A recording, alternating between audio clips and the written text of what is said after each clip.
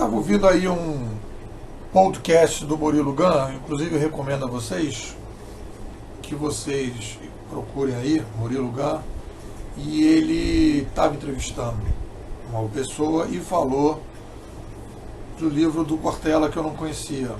Ele com o Dimenstein fizeram um livro chamado A Era da Curadoria. E por esses acasos do destino, eu também fiz um livro com esse nome, que saiu aí, tá? Eu separei, que eu vou levar para os meus alunos, não está aqui, também chamado Curadoria Digital. Então eu vou analisar esse livro, esse é o primeiro vídeo que eu vou fazer de análise desse livro. Quer dizer, eu vi então, a partir do momento que eu recebi a dica do livro, eu fiz o que eu faço sempre, que é, antes de sair correndo na livraria, que era a coisa que eu fazia antigamente, eu vou escutar uma palestra sobre o livro. Boto o nome do livro, o nome do autor ou dos autores e vou escutar. Então eu passei o fim de semana ouvindo uma palestra longa do Cortella, 1h30 e tal, em que ele fala para eu poder entender qual é a pegada do livro.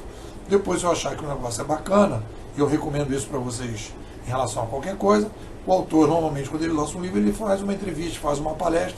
Eu procuro geralmente pegar a palestra mais longa, porque ele vai ter que falar bastante, etc. E eu entendo qual é o norte que ele pega.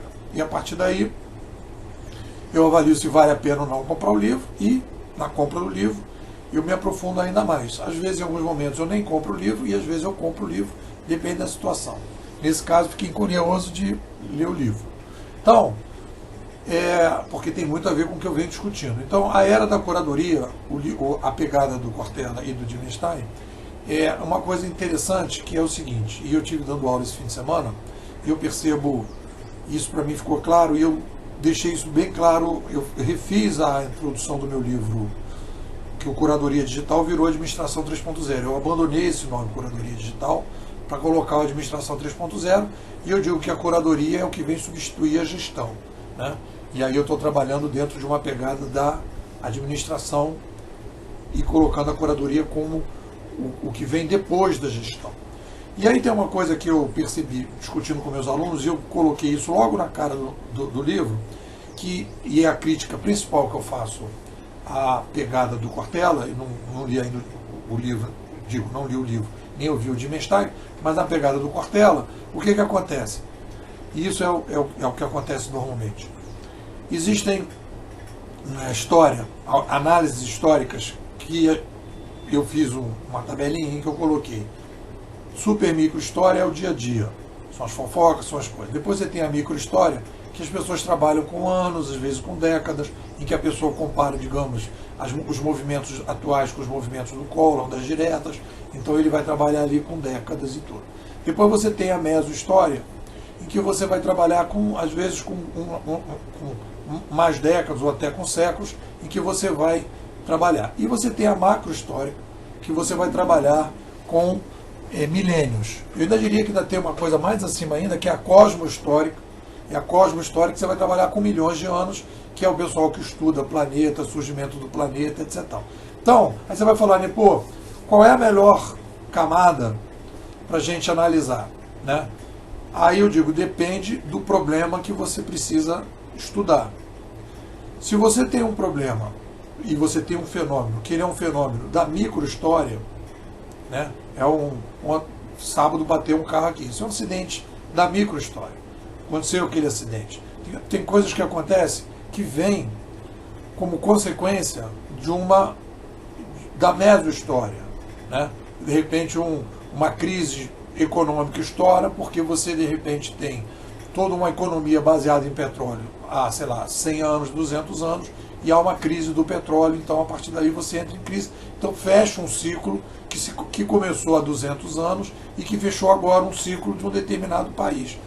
É o caso, por exemplo, da Venezuela, em alguma medida, em alguma situação, ali está acontecendo esse tipo de crise, como pode acontecer essas situações. Então você só vai conseguir entender aquele fenômeno de uma forma mais robusta, mais eficaz e mais consistente, se você subir uma camada da história.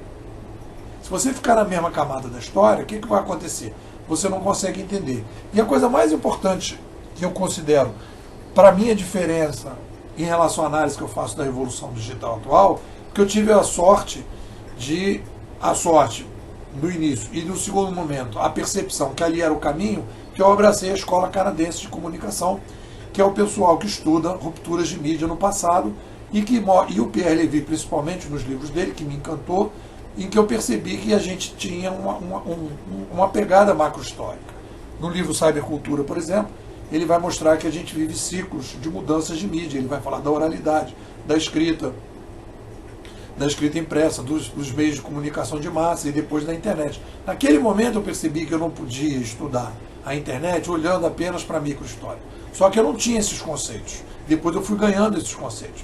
Então a internet, a chegada da revolução digital, é uma mudança no ambiente de comunicação, que é um fenômeno raro, que acontece raramente na sociedade, né? A gente pode botar aí no dedo umas 5, 6 vezes, e a partir daí, muita coisa muda na sociedade.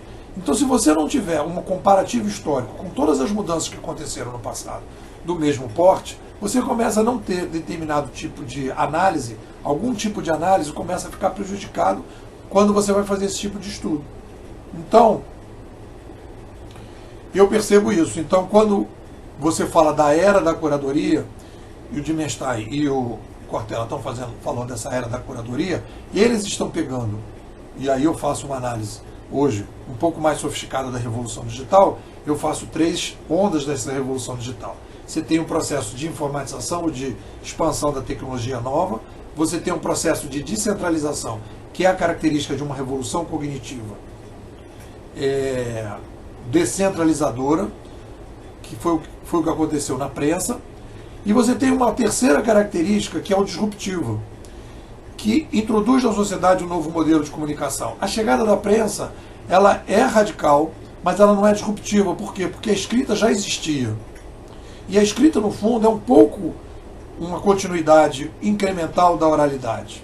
Porque você colocou a oralidade em palavras escritas. Você não reinventou a oralidade. Você colocou no papel. Mudanças profundas aconteceram? Mudanças profundas aconteceram. A revolução digital que a gente está vivendo, ela só é comparada com a chegada da oralidade que veio substituir os gestos há 70 mil anos. Então a gente, na verdade, está fechando um ciclo na macro-história de 70 mil anos, enquanto a gente saiu do gesto para a oralidade. A gente introduziu um novo modelo de comunicação e a gente criou um sapiens completamente diferente. Deixamos de ser nomes, criamos agricultura, mudamos o modelo todo, e foi ali que a gente começou um outro processo do sapiens, e como a gente está começando agora. Então, o mais importante de perceber quando você olha a macro-história é perceber que a gente está introduzindo na sociedade hoje um novo modelo de comunicação.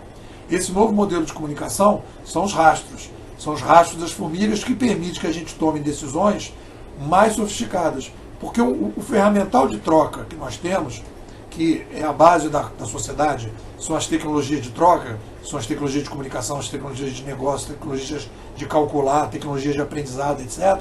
Todas as tecnologias que tem na base, se você quiser grosso modo falar de tecnologia de comunicação, elas estruturam o modelo de administração da sociedade. E no momento que eles estruturam o modelo de administração da sociedade e você introduz um novo modelo de comunicação, na verdade você está criando um novo modelo de administração. Então, quem acredita que... E eu acho que a gente está entrando numa era de curadoria, só que a era de curadoria, e aí no livro parece que é um pouco isso, é uma continuidade do que tem, não é uma continuidade, é uma ruptura. E essa ruptura não é um professor que vai criar essa curadoria, é um robô que vai criar essa curadoria, que vai permitir que essa curadoria aconteça, porque o novo modelo de ensino vai começar a partir dos rastros, que é o que está acontecendo no Mercado Livre, que é o que está acontecendo no Uber, a gente vai colocar, e na escola principalmente é o que está acontecendo no Waze. A gente vai ter uma pessoa que aprendeu um determinado tipo de problema e se relacionou com um determinado tipo de problema, e aquele problema caminhou numa determinada direção, a pessoa que já viveu aquele problema, mais experiente, vai deixar um rastro para aquele cara poder, com mais facilidade, chegar com menos conteúdo possível a um resultado melhor possível, através do aprendizado de quem já trabalhou naquela direção. E quem vai ajudar isso? São os robôs, que vão permitir conhecer como você aprende e conhecer como as pessoas aprenderam, e principalmente as pessoas que têm um perfil de aprendizado parecido com o seu. Quando a gente fala isso de robotização, as pessoas falam que a gente está desumanizando. E eu digo que é exatamente o contrário. Os robôs vêm permitir que a gente tenha uma reumanização humana, porque nós hoje estamos vivendo, como eu estou falando agora, e eu vou botar esse texto aqui embaixo que eu fiz já na primeira pegada, a gente está vivendo hoje nós crescemos como formigas, hoje nós temos uma complexidade de formiga, mas o nosso modelo de administração é o modelo de zebra. O futuro é a compatibilização da complexidade demográfica com um novo modelo de administração que vai permitir a gente, imitando as formigas, voltar a ser humano. É isso aí. Fica ligado aí, hein?